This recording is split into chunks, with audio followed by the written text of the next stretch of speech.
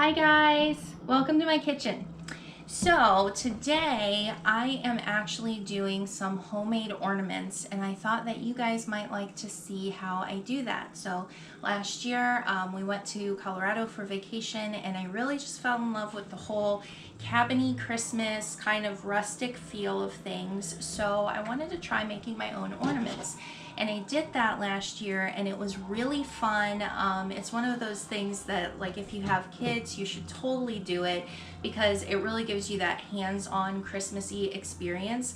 And honestly, it is so easy and it smells so good. Like, there are so many good smelling things. So definitely do that. So today we're making dried orange slices. There's a couple different things that you can do with these. What I did actually was I just put a loop through them and hung them like ornaments on my tree, which is actually really cool because if you put it in front of like a Christmas light, it shines through it and it looks almost like stained glass, which I thought was really neat. You can also do them in a garland. So you can also like string it through with twine and do a garland. But I'll show you a little bit more of that later. For now, let's get them going. So to start off with, I have my baking sheet, my big baking sheet with some parchment paper on it, just so that I don't get all the orange juice like stuck on there and have to scrape it off. It's not pleasant. And then I have several large oranges. Now, since you're not going to be eating these, you don't have to be concerned about what kind of orange you're getting unless you're specifically looking for a certain type of color. So if you want more of a dark orange, you want to go with like a Cara orange. If you want a lighter orange, a navel orange would be good. You can also do this with grapefruits or lemons, limes if you want to. They might be a little bit small, but you know, you can mix it up so you can have fun. So the first thing you're going to do is cut off your ends because obviously you're not going to need that. You can't loop anything through the end of your orange. So you cut off your end and then you want to make the slices as thin as possible. So you want to take a little bit of time with this and get them really thin.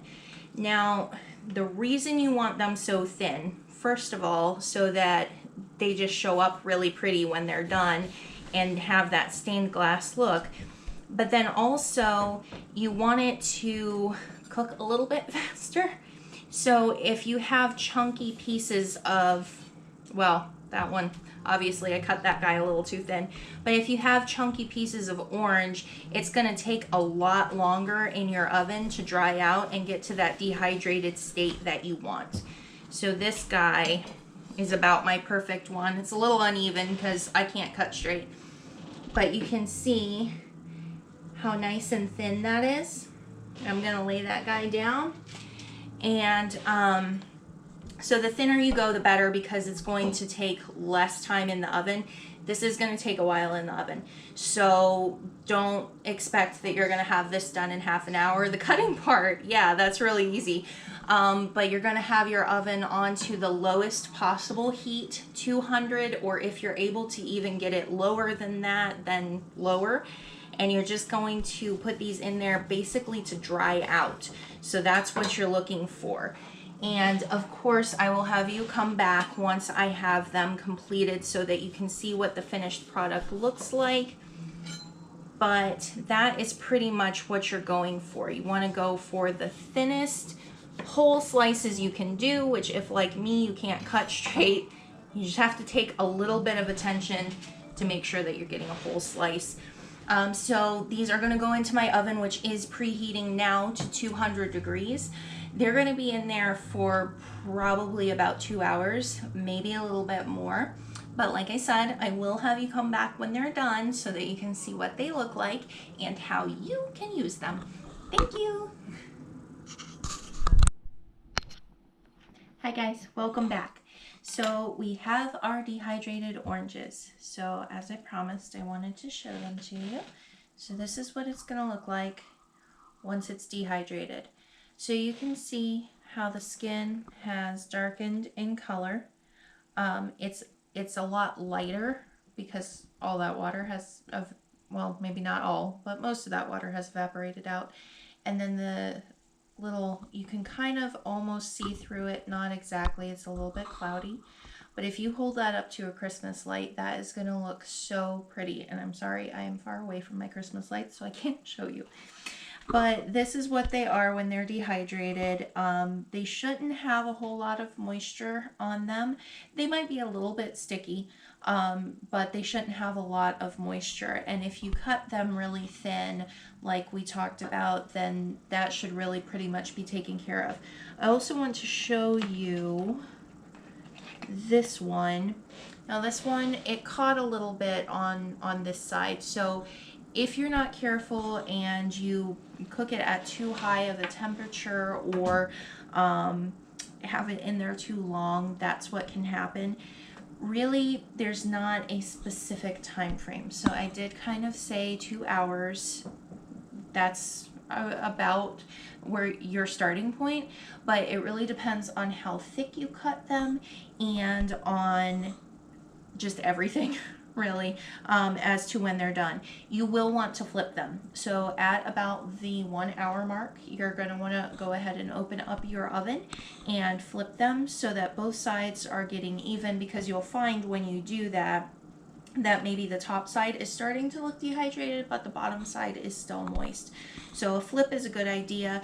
You're mostly just going to be kind of watching them, checking them every hour, 45 minutes or so, just to see if they're at the right point. So as far as how to use them, you can use them in a variety of ways. The way that I use them, honestly, because I liked the way that the light shined through them, I just used them as ornaments. So I took a caramel apple stick, which I actually got for caramel apples, and just went through one of the little sections, one of the little kind of segment things there, and then took some twine and poked that through there and tied it and used that as like a little ornament hanger.